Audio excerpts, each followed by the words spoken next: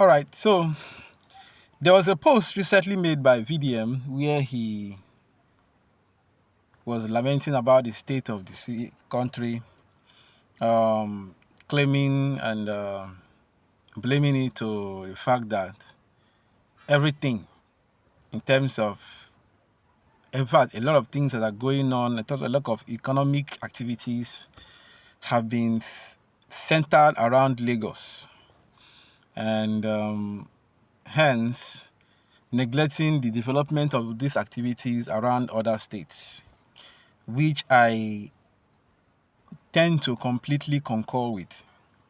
Yes, which I tend to completely concur with. If you look at Lagos, Lagos has an international airport. Lagos has a local airport. It has another local airport in Ikeja. It has seaports and what have you. I can't even count how many consulates are in Lagos, how many embassies are in Lagos, and so many other things that the state is benefiting or that are situated in the state that is not in other states in the country. And all these activities and concentration of all these industries and other foreign nationals, establishments and all that has led to high concentration in the state that population and cooperation and the rest of them, they are so high that a lot of people have started moving their businesses outskirts of Lagos. If you talk about Lagos, about the expressway, Lagos Shagamu, Lagos Sango Ota, down towards that Ogun State houses. So this alone is something that we Nigerians have to be concerned about, because the APC government has come in. We'll talk about during the time of Tinubu administration, Obasanjo's administration, they did nothing about it. A lot of state governments have tried to push this agenda in a way that some of these resources and development will come into their states, but look at the Nigerian factor, they will always play politics with everything. And that has always been a major problem. And Lagos have always been the number one revenue derived area in the country due to its economic activities and population and what is going on. So let's look at the seaports, for example. Lagos is the only state or the major center where goods are coming into Nigeria from abroad. And it's also the major center where goods are taken out from Nigeria outskirts. And we have ports around the country, and we have other areas where ports can be built so that to decongest Lagos and make things easy for businessmen in Nigeria who are doing their businesses or bringing goods in from abroad, or businessmen who are carrying their goods outskirts. Look at Anambra is there. Calabar, Cross Akwa Ibom is there. We can build seaports in those areas. I think there was a time the former governor of Edo State, Obaseki, was building a seaport around that Bini Bypass ISIS.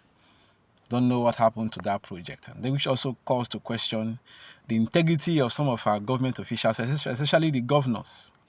They will claim they are doing all this stuff, they are building this and building that. At the end of the day, the project will take years. And when the next administration comes in, maybe it's from another party, they kill that agenda, they abandon it, and that is the end. So today we don't know the genesis, the Malachi of that project. Don't talk about the revelation of it. So if you look at a place like Warri and Port Harcourt, they have major seaports that goods can be brought in, especially to mitigate the stress and the long distance of carrying goods from the west, from Lagos down here to the east, down to Port Harcourt and other areas in the south and southeast. So Port Harcourt is a very good alternative. The Warri Seaport has been there for a very long time. In fact, it's almost dilapidated. I was there some time ago, I think about, let's say, 3 weeks thereabout. And in fact, there is nothing absolutely going on there. The only companies that are there that are keeping the place up is Julius Berger and Crown Flour Mills, that is Olam Agri. These are the only two companies that are actually for, and some other offices that are there. Apart from these two companies, I don't think there'll be anything that will be going on in Warri Port. I don't think there's anything that they are doing there. So, and this is a major infrastructure that is supposed to bring revenue and employment in the country, but it has been completely abandoned. And everybody, the concentration is Lagos. Port Harcourt is there. This one is just seaport. We talk about airports. Lagos has a major international airport, Lagos and Abuja. But Port Harcourt has an international airport. Enugu is there. Good infrastructure. Delta has two airports, the Subi Airport and the Asaba Airport. The Asaba Airport is like a landing site for celebrities now. And it's an international airport. And that's the funny part. It's an international airport, so to say. But if you look at the facilities in that place, I don't think it's befitting for international air standard to even be called an international airport. But the governments can work on it. The state, that's why I said this calls to question about the integrity and the commitment of the state governments, especially the governors, to improve the infrastructures in their state.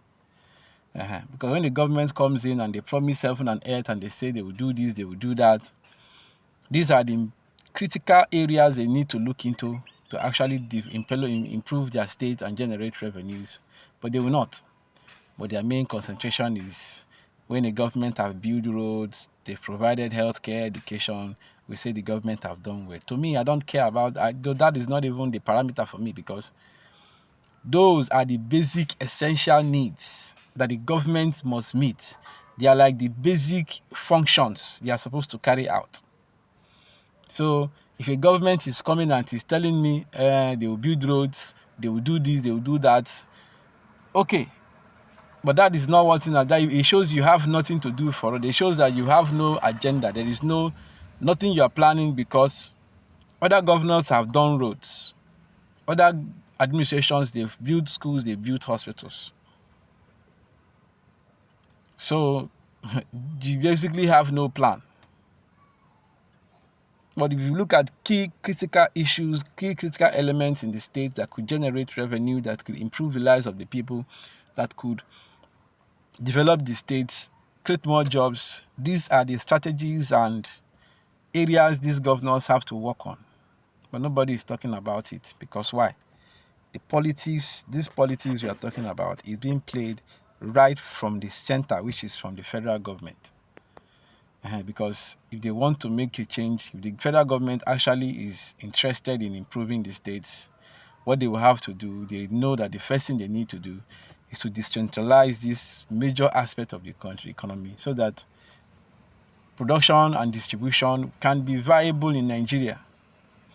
Dangote is talking about we have the Dangote refinery producing refineries and all that. How did they succeed? If the seaports are working very well, Dangote don't have to be carrying his fuel. You don't have to be carrying fuel and other petroleum products through the roads. You just load them on ships, and before you know it, you deliver it. You drop it at a Warri Port or Port Harcourt Port or Calabar Port or any other port that is close by. And from there, they will just distribute those things across those states. But everybody must come to Lagos, load their goods from Lagos, and transport it by road before they deliver it to every state. And the roads are in a really deplorable condition. We're not even talking about the touts and the agberos that are on the road that will molest and harass drivers on the road. And because of the bad road, we see how people's goods and livelihoods are destroyed on the road because of accidents. But these sports and all these infrastructures we're talking about can actually mitigate this. You'll be walking on the road and you see a full load trailer of goods capsized, turned upside down and burning.